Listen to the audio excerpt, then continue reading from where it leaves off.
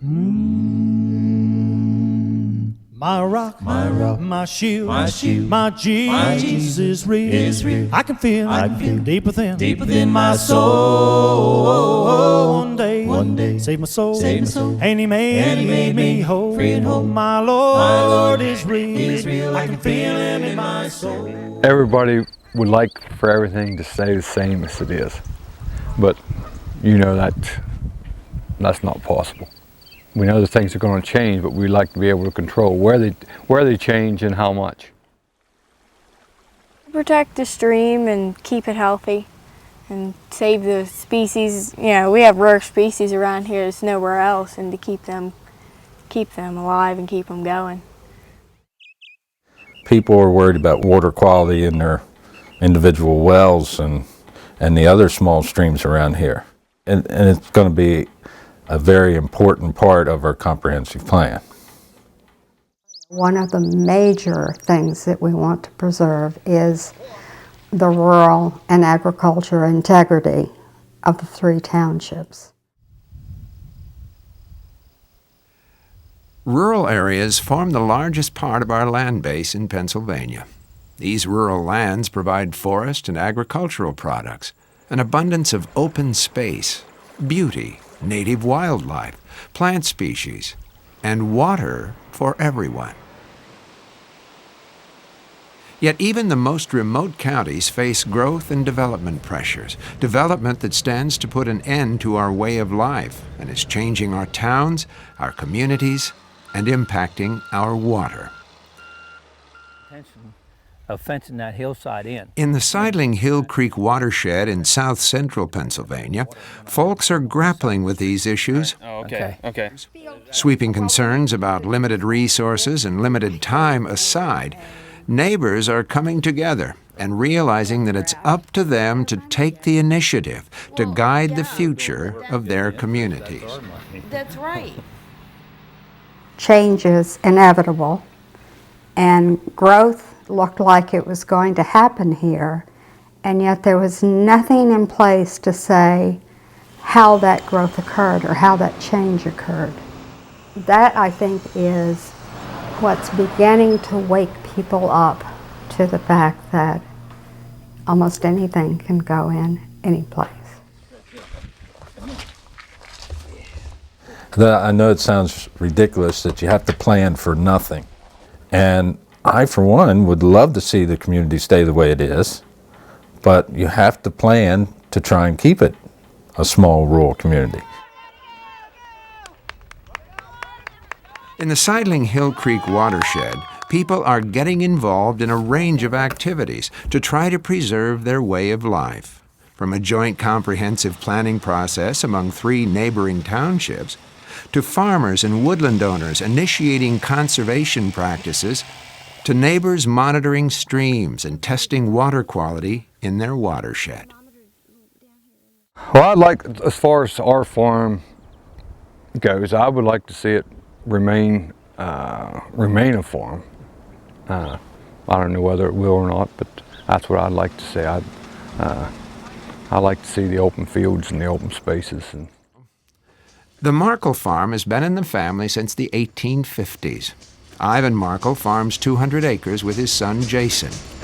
The Markles have long practiced good stewardship of their land. They put in long hours each day, and yet it's important to Ivan to serve after work on the Planning Commission.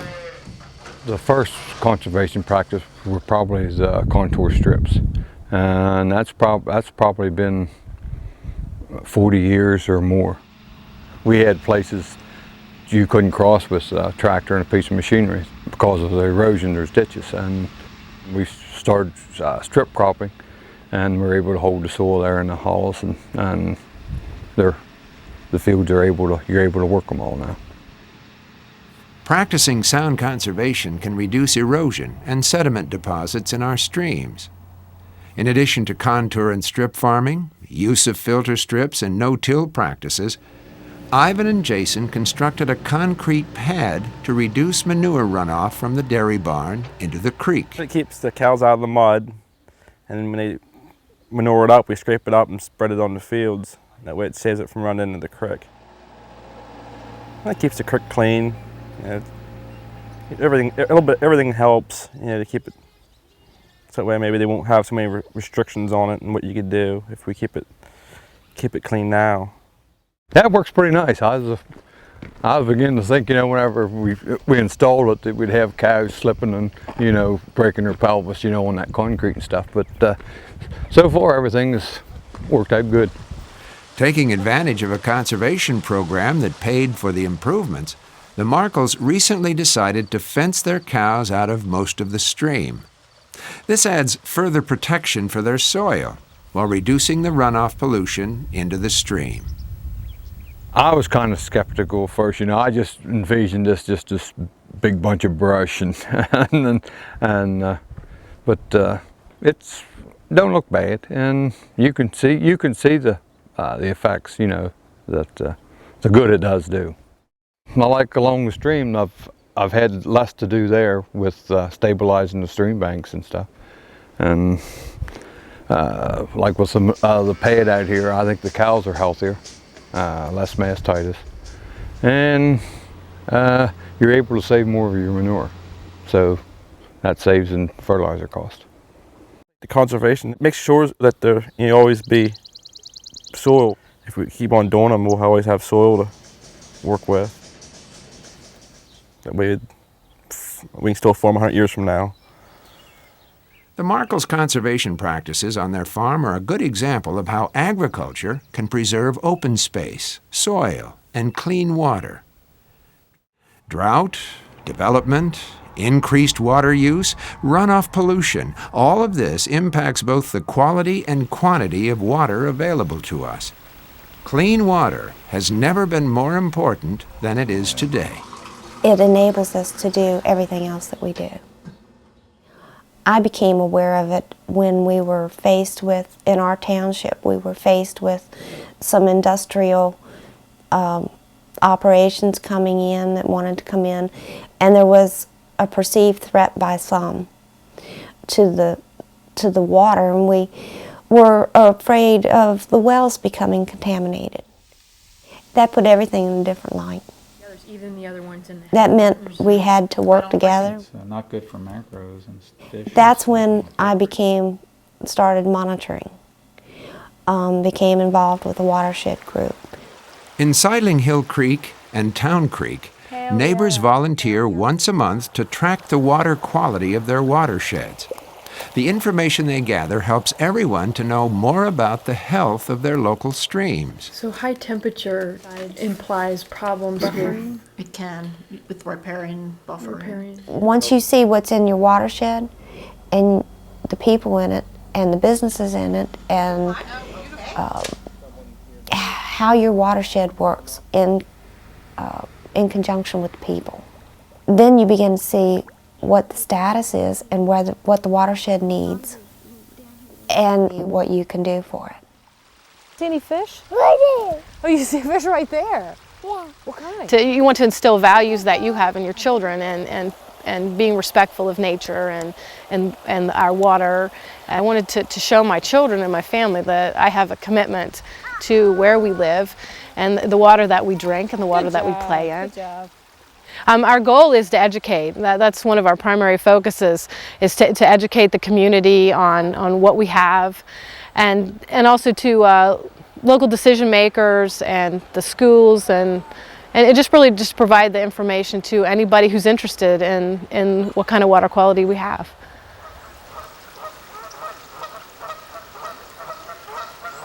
So, what is a watershed, and what takes place in a watershed? Everyday life goes on in a watershed. Anything you want to mention goes on in a watershed. Farming, logging, construction, excavating, everything. Everything that has to deal with everyday life goes on in every watershed in Pennsylvania. There are 6 major watersheds in Pennsylvania: the Lake Erie, the Ohio River, the Genesee River, the Susquehanna River, the Delaware River, and the Potomac River watershed. These major watersheds are broken into countless smaller watersheds. We all live in a watershed, likely travel between 2 or more a day. A watershed is a basin-like landform defined by high points and ridge lines that descend into lower elevations and stream valleys. A watershed carries water that is shed from the land after rain falls and snow melts.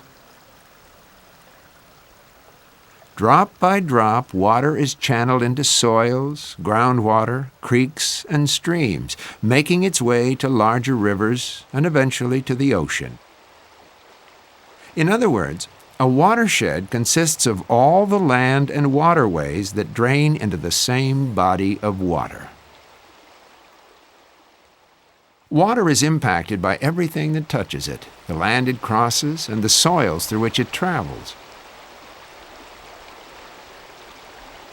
Everything we do, what we grow on the land, what we discharge from our homes and lawns, and how we process water in our industries affects the quality and quantity of water available for everyone living downstream. And we all live downstream. I would imagine probably at one time you didn't think much about that. You know, I have good water, and everybody else should too, but you know, wherever this water goes to, people drink it, and it makes you think about that. Forests are another important component of Pennsylvania's economy. How we manage our woodlands has a big impact on the health of our watersheds. You should have a plan in mind before you do a timber harvest, because you need to know why you're removing the trees that you're removing or why you're keeping them. If we take the time now to select the better quality trees, keep those, remove the ones that have very little quality or are of low value at this point in time, in 15 years, he's going to be able to sell these trees for a higher profit. And I look at it as also improving the habitat, for the wildlife, maintaining quality of the stream water, the springs and water resources and things here also. So to improve the whole picture. Tree right here. With the help of Jules Wood, his consulting forester, Dave developed a management plan that will greatly benefit his forest, the watershed, and create a good financial return over time. Their plan limits erosion of soil into the creek and leaves a diversity of healthy trees. I told my logger right up front what I was doing. I said, these nice trees here I want to save. These are my crop trees I'm going to harvest down the road. I don't want you to damage them. I don't want you to knock branches off or skin up the bark and so on. They're going to be the quality, veneer quality trees that I'm going to sell in the future. Well, my initial thoughts when I first looked at it was I wasn't too, on how you'd say it, too worked up about it, because I didn't think I was going to make anything, was my initial thoughts. We're trying to after he explained to me stuff about how that it'll open it up and let the other trees grow more. They take the small and the bad stuff out and then let the other stuff do better. And it turned out pretty nice, actually. Instead of putting a ½ inch of girth on every year, they might put 3/4 or an inch on because they don't have the competition. Their crowns will fill out more and they'll grow a lot faster. And in a few years, those trees will be worth a lot more. That was the first job that I've did like that, cut that smaller stuff. But like I said, down the road it'll benefit Dave's forest. I mean, there's no doubt about that. And one of the things that I liked about my logger was he has his son working with him, which is a second generation, because when we started, I said, I'm not going to be logging a lot out here. I'm doing a sort of a management thing, but it's going to be a continual management plan. And if you do a real good job and I'm happy with what you're doing, I would like to have you come back and continue to do this. Well, basically what he told me, he said that I will be. That's what he told me. And I would almost venture to say that I will be, because I think he's about as good as his word, you know. Dave, Jules, and Ron's work shows that it's possible to manage woodlands in a way that sustains the forest, assures a profit, and maintains local jobs. With 70% of the rural lands in forest, what we do with our woodlands has a big impact on our watersheds and the unique plants and animals in Pennsylvania.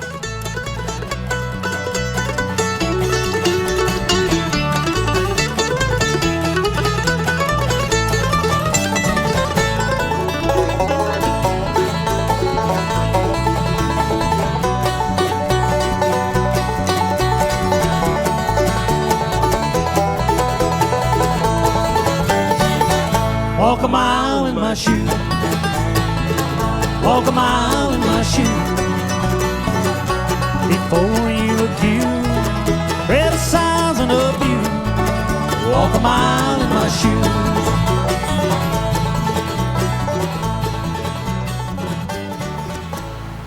There's a group of wildlife that lives in this watershed that a lot of people don't know anything about.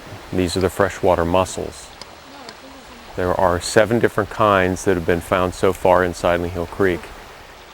We know they don't like a lot of mud. They don't like a stream bottom that has deep silt in it. When the floodwaters bring sediments from the uplands into the stream and carried along, those sediments are deposited on the bottom of the stream. That will clog their gills, they won't be able to get their food. Any luck so far? We use them as a way to monitor the quality of the watershed, the ecosystem. Oh, do you? All right. So in a place like Sidling Hill Creek, we look towards the freshwater mussels to tell us about the stream. And if they're doing well, probably the whole stream is doing well. In certain places there seems to be too much of this sedimentation going on with Sidling Hill Creek. Could be. I think you're right. In every watershed, there's room for improvement. Just how we choose to go about doing things has a tremendous impact on water quality.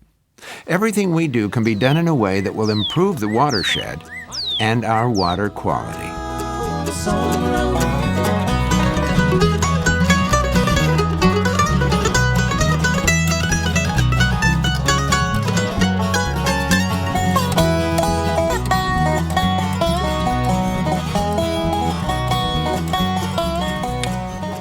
Tolliff Hunt from the Western Pennsylvania Conservancy works with his neighbors in Sidling Hill Creek to help them improve their land in ways that also benefit the watershed. We need to stabilize this road bank right here as it's eroding away. Okay, all right. And which make it better for everybody. A big role of mine here in the community is just being an active citizen and volunteering for things, sitting on the Township Planning Commission, attending meetings, being a resource. I think a lot of folks in the area understand that we all need healthy watersheds. But it's my role to kind of keep people thinking in those terms and make sure that everyone knows that a healthy watershed is a healthy community and a healthy natural resource base. So that's very important. A lot of what I do with the Western Pennsylvania Conservancy is to connect agencies or people or organizations who might not know of each other or know that they share a common goal. This way they can work together to have a beneficial impact on the entire watershed. Some examples of what I might do are whether it's getting some folks together on a stream to scout for freshwater mussels, or whether it's teaming a local township up with Pennsylvania Cleanways to clean up an illegal dump, or maybe it's helping farmers construct some fencing along streams that are running through their pastures. It'll be real difficult for an individual person or organization to accomplish a lot of these tasks, but with my help, these folks can come together and collectively have a lasting and beneficial impact on the entire watershed. That's the thing, we want to be able to get cattle from here to water and keep them out of the stream here. Okay. Well, that should work just fine.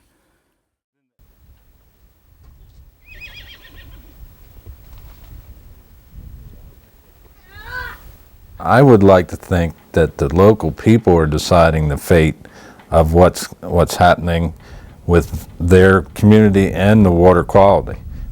Actually, that's what township government's about. The local people are supposed to be involved in it. It takes a concerted effort to maintain our way of life, and what it seems to come down to is taking initiative, being open to new ideas, and getting together with our neighbors. Over a 2-year period, the Man, Monroe, and Southampton townships are working on a vision for their communities, a comprehensive plan that will be an ongoing guide for their future. I know. It was a gut decision on my part to get it started, yes. And people, and I'm sure it's the same everywhere, when you start with a new plan or a new idea, you get a lot of flack about it. There was a lot of conflict about, well, this comprehensive plan isn't going to allow us to do this. Or the other people were saying, well, this comprehensive plan is planning for growth. And actually at our visioning meetings that we did have, the community outlined what they wanted, and the comprehensive plan is just our blueprint on trying how to get that. He's on, I can feel him. You can feel him? Yeah, can't you? What motivated me was the thought of my grandkids. I just wanted my grandkids to have the same things and experience some of the same things I had. There you got another one. Wheel it in. So that was really the major motivator. Yeah. I just got a fight. There's a place for everybody's input in this process. This is not a rich rural community, so a great deal of the work of gathering data about what the township was like and what it is currently is going to come from people in the community. Who lives where, which lands are being farmed, which are, laying fallow, all of those kinds of things. Then the next sort of tool or level of tool that can be in place is to look at some ordinances that can define, for instance, if somebody wants to come in and buy up 200 acres and put in a development and build roads, that they don't build roads in a way that 2 years later the township has to actually pay for the maintenance on those roads, which were substandard, environmentally wreaking havoc, and we're not very safe. So, I don't think any of us think that all of us are going to be dancing around a maypole or something 18 months from now, but I do think it has the chance of bringing us closer together, certainly understanding each other's point of view a little better. Pennsylvania has more tiny little municipalities almost than any place else in the country. And anytime we can broaden that base a little bit and start looking at as a region rather than just our one little township is really helpful. Whereas we're working toward protection here in this watershed, other watersheds might have more what I would call opportunities. Watershed Assistance Center, this is Nick speaking. There are things you can do to fix it, clean it up, and people can change a few things, and you can actually see progress in a surprisingly short number of years. A swimming hole that wasn't swimmable becomes so. A place that didn't support trout, it does. I mean, it's a fish and it's beautiful. I think everybody likes to have good water, and if you let manure or your fertilizers or chemicals, anything like that get into the water, somebody's going to drink that, and it'd be nice for everybody to have good, clean water. The attitude has definitely changed. People realize now that not only what we do here is going to affect what people do down below, but there's people upstream from us too. So, what we do, we're hoping they'll do for us. So. To get involved or to initiate a project on your land, here are a few places to contact. One day, save my soul, and He made me whole. Free and whole. My Lord is real. I can feel Him in my soul. One night, I repented. I got down on bended knees, cried, Lord, have mercy. Oh, won't you save my soul from sin? That's a nice fish. Okay, let's get him back in the water. No. We got to put the hook out of him first. I'm gonna just pull him in. Let me pull him. I can feel deep within my soul. One day, save my soul, and He made me whole. Free and whole. My Lord is real. I can feel Him in my soul. Come to Jesus, repent. At your feet on solid rock. He's the one who will help you. He will hear you when you cry. He's Jesus, the Savior. He will be your friend and faithful guide. My Lord is real. He will lead you to the other side. My rock, my shield, my Jesus is real. I can feel Him deep within my soul. One day, save my soul, and He made me whole.